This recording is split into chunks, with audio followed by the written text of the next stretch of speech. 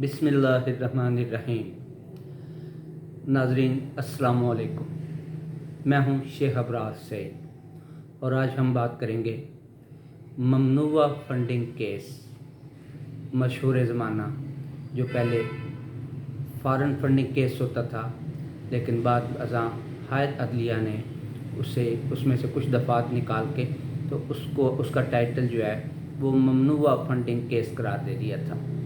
आज 8 साल की लंबी मुद्दत के बाद इस केस का फ़ैसला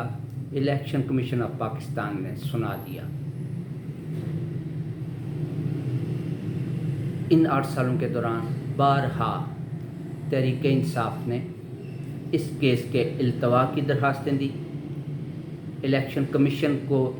ये तक भी दरखास्तें दी कि आप इस केस को सुनने के मजाज ही नहीं हैं,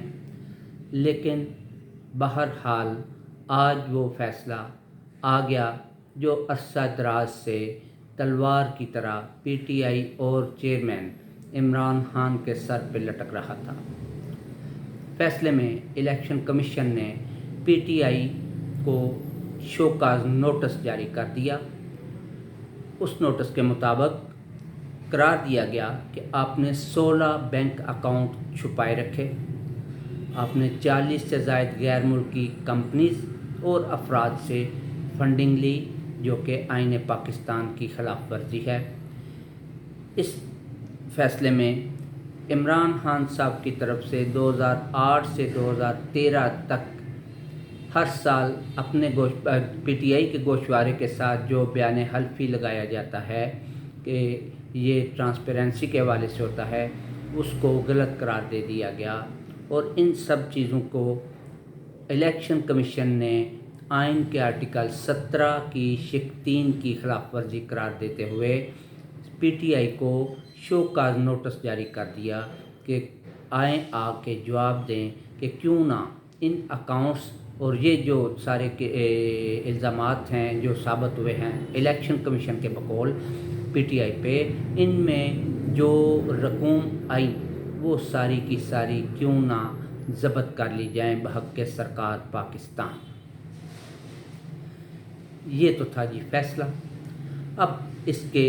आफ्टर शॉक्स क्या होंगे, दोनों जानिब होंगे। पहले तो पीटीआई डेफिनेटली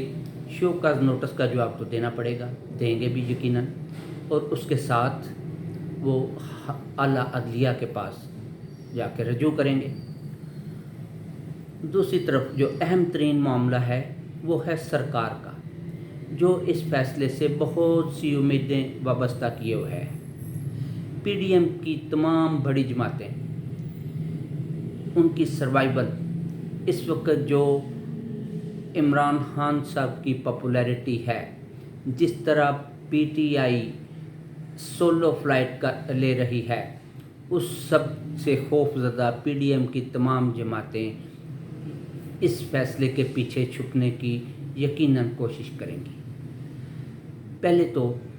सुप्रीम कोर्ट की जानिब से दिया गया टाइटल सादक और अमीन चेयरमैन पीटीआई इमरान खान साहब को, जो किसी तौर भी इन्हें हज़म नहीं हो रहा था गुज़िश्ता 4 सालों से, उस टाइटल को यकीनी तौर पे ये धचका लगेगा अवामी सतह पे। और उसके बाद चूँकि ये फ़ैसला 70 सफ़हात पे मुश्तमिल ये फ़ैसला है और इसको अगर तफसील से पढ़ा जाए तो ये चीज़ महसूस होती है कि इलेक्शन कमीशन ने टाइटल तो ममनुआ फंडिंग केस का कर दिया, लेकिन अपने फ़ैसले में उन्होंने हाई कोर्ट और सुप्रीम कोर्ट की वाज़ेह फ़ैसलों की खिलाफ वर्जी करते हुए या अपनी इस्तेदाद से आगे जाते हुए फ़ॉरेन फंडिंग मामलात को भी अच्छा खासा टच दिया और मौजूदा हुकूमत के लिए ये अपॉर्चुनिटी पैदा कर दी कि अगर वो चाहें तो हुकूमती लेवल पे एक रेफरेंस सुप्रीम कोर्ट में दायर कर सकते हैं कि जी पीटीआई और उसके चेयरमैन इमरान खान ने फ़लाँ आर्टिकल आइन के आर्टिकल की खिलाफ वर्जी की है, इसलिए इस पे जो कानूनी सज़ा बनती है, जो पाबंदियाँ लागू होती हैं वो लागू की जाएँ। لیکن اس میں ایک اور دلچسپی کا پہلو بھی نکل آیا ہے، وہ یہ ہے کہ پاکستان پیپلز پارٹی، پاکستان مسلم لیگ نون اور جمعیت علماء اسلام فضل الرحمان گروپ، ان تینوں بڑی جماعتوں کے بھی foreign funding case election commission کے پاس موجود ہیں، اور جو پیٹرن سیٹ کیا ہے آج کے فیصلے نے، الیکشن کمیشن کے آج کے فیصلے نے، اس پیٹرن کے مطابق بوقت ضرورت ان تمام جماعتوں پہ بھی یہی کلہاڑا چلا کرے گا۔ آج کی تمام سیاسی جماعتوں کو مل بیٹھ کے بغور جائزہ لینا ہوگا کہ ہم نے آہستہ آہستہ پارلیمنٹ کی بہت ساری خود مختاری آلریڈی عدلیہ کے حوالے کر دی ہے، اور آج ہم ایک اور خود مختاری جو سیاسی جماعتوں کی ہے، اس پیٹرن پہ جو الیکشن کمیشن نے سیٹل کیا ہے، اگر وفاقی حکومت سپریم کورٹ میں کوئی ریفرنس داخل کرتی ہے پی ٹی آئی سے جان چھڑانے کے لیے، تو یہ ایگزیکٹ ایگزامپل سیٹ ہو جائے گی آئندہ دنوں میں ان جماعتوں کے لیے بھی، اور یہ ہتھوڑا کسی وقت کسی بھی جماعت پہ چلایا جا سکا کرے گا۔ ابھی تک ابتدائی طور پہ جو فیصلے کی تحریر میں پڑھ سکا ہوں، اس کے مطابق احوال میں نے آپ کے گوش گزار کر دیے۔ مزید تفصیلاً اسٹڈی کرنے کے بعد اگر اس میں دلچسپی کے اور کوئی پہلو ہوئے تو ان پہ بھی یقیناً بات کریں گے۔ آپ کا بہت شکریہ۔ السلام علیکم۔